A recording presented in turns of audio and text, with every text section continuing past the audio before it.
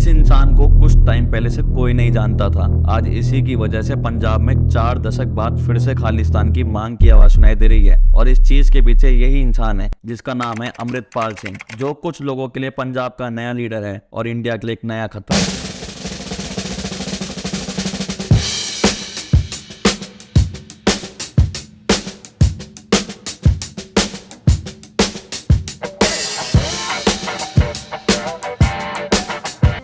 अमृतपाल की उम्र 30 साल है और ये कुछ टाइम पहले दुबई में ट्रांसपोर्ट बिजनेस से जुड़ा था और यही आदमी आज पंजाब में सबसे पॉपुलर आदमी हो गया है। पिछले साल सितंबर से अमृतपाल ऐसे दिख रहा है जैसे कोई वो धार्मिक सरदार हो। अमृतपाल का एजेंडा है रिलीजियस और सोशल ट्रांसफॉर्म करना पंजाब में। अमृतपाल सिंह खुल के सिस्टम को और सरकार को चैलेंज करता है और अपने आप को इंडियन ना बता के खालिस्तान की मांग रखता है और ये मानो की रिपीटेड टेलीकास्ट है हमारी इंडियन हिस्ट्री का। जब एक यंग लीडर धार्मिक रूप लेके अपने नए देश की बात करता है, अपने सपोर्टर्स के साथ घूमता है जिनके पास हथियार होते हैं, तो बस अब फर्क ये है कि 40 साल पहले उस यंग इंसान का नाम था जनरल सिंह भिंडरावाला और अब है अमृतपाल सिंह संधू। 40 साल पहले जब हमारे देश में ये सब चीज हो रही थी तो पंजाब और दिल्ली में वायलेंस फैल गया था और अब इसलिए हमारे लिए जरूरी है जानना अब हो क्या रहा है और वापस से खालिस्तान की मांग क्यों रखी गई है। खालिस्तान एक ऐसा शब्द है जो उनका पंजाब दे सारा बच्चा खालिस्तान की गल करता है, जिन्ने जो करना कर लवे,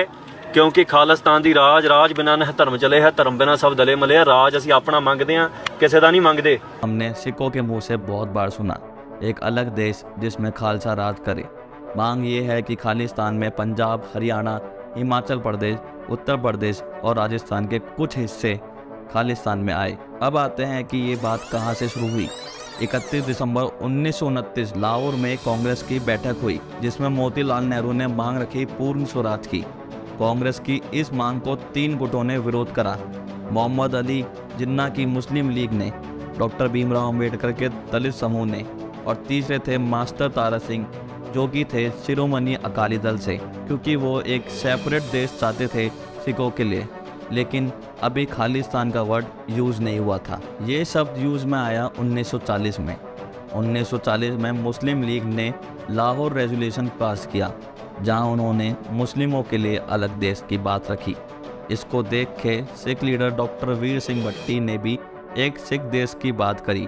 उन्होंने जो एक देश इंडिया और पाकिस्तान के बीच में होना चाहिए, इस बारे में उन्होंने कई पैम्पलेट्स भी बंटवाए और उसमें यूज हुआ खालिस्तान शब्द। लेकिन कांग्रेस लीडरों ने इस मांग को रिजेक्ट कर दिया, ये बोल के कि उनका देश नहीं बटेगा किसी धर्म के बेसिस पर। और इसी को लेके कई कांग्रेस लीडर ने ये दिलासा दिया था कि आज़ादी के बाद सिखों के पॉलिटिकल रीजन्स को ध्यान में रखा जाएगा। जब हमारे कॉन्स्टिट्यूशन बनाया गया, शिरोमणि अकाली दल ने इसका विरोध करते हुए बोला कि सिखों को इतने राइट्स नहीं दिए जा रहे जितना उनको बोला गया था। उन्होंने 2 मुद्दे उठाए।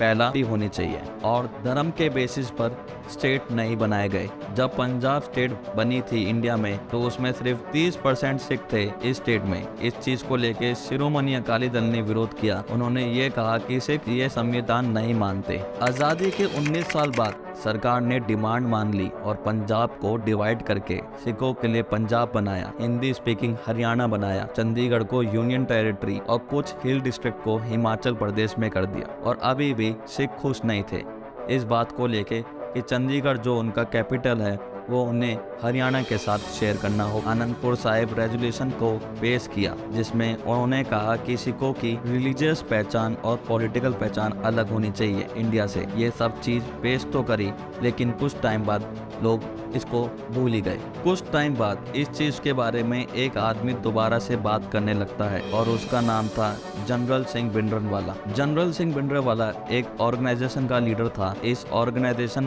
का सिर्फ एक मोटिव था, ऑर्थोडॉक्स सिख। भिंडरावाला 70s और 80s में पूरे पंजाब के बीच घूमते हुए इस कट्टरता को फैला रहा था और बहुत कम समय में वो बहुत पॉपुलर हो गया था पंजाब में। भिंडरावाला उन लोगों को टारगेट करता था अपने साथ लाने के लिए जो पंजाब में बहुत पिछड़े इलाकों में रहते थे। उन्हें कोई पूछता नहीं था, जो गरीब किसान थे। और कुछ को लगता था कि देश की सरकार सिख रिलीजन को कुछ नहीं मानते। भिंडरावाला हमेशा ये बोलता था कि हमें सिख समाज में खालसा वापस लाना होगा और नशों से दूर रहना चाहिए।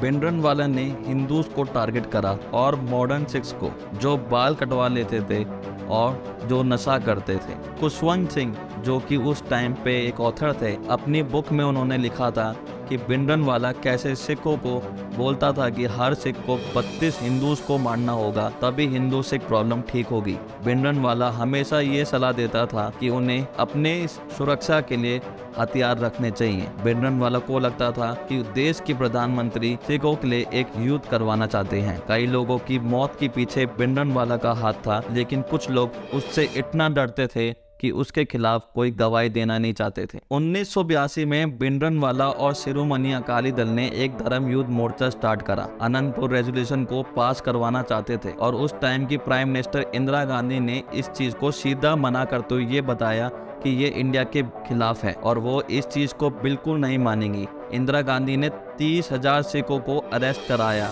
और जब भिंडरनवाला के लोग पंजाब में हिंदूज को मार रहे थे और कांग्रेस नेताओं को मारने की धमकी भी दे रहे थे। 1984 में भिंडरनवाला के खिलाफ एक ऑपरेशन प्लान करा गया जिसका नाम था ऑपरेशन ब्लू स्टार, जिसमें भिंडरनवाला को मार गिराया और गोल्डन टेम्पल में उस समय कई सिखों की भी जान गई। 4 महीने बाद 31 अक्टूबर 1984 को इंदिरा गांधी के 2 सिख बॉडीगार्ड्स ने भी गोली मार के प्राइम मिनिस्टर की हत्या कर दी। 90s के बाद अब एक बार फिर से भिंडरनवाला के नक्शो कदम पे चलने वाले ने खालिस्तान की मांग रखी है। अमृतपाल सिंह, जो अपने आप को इंडियन नहीं मानता, और भगत सिंह को नहीं, भिंडरनवाला को अपना आइडल मानता है। दीप संधू, जो वारिस पंजाब डे के चीफ थे, उसके मौत के बाद अमृतपाल सिंह को वारिस पंजाब डे का चीफ बना के उसकी कमांड सौंप दी गई। अब बात आती है 29 सितंबर 2022 की। अमृतपाल सिंह की रोड़े गांव में दस्तरबंदी होती है। उसके बाद अमृतपाल सिस्टम और सरकार को चैलेंज करने लगता है। अमृतपाल सिंह भिंडरनवाला के रास्ते चलना चाहता है।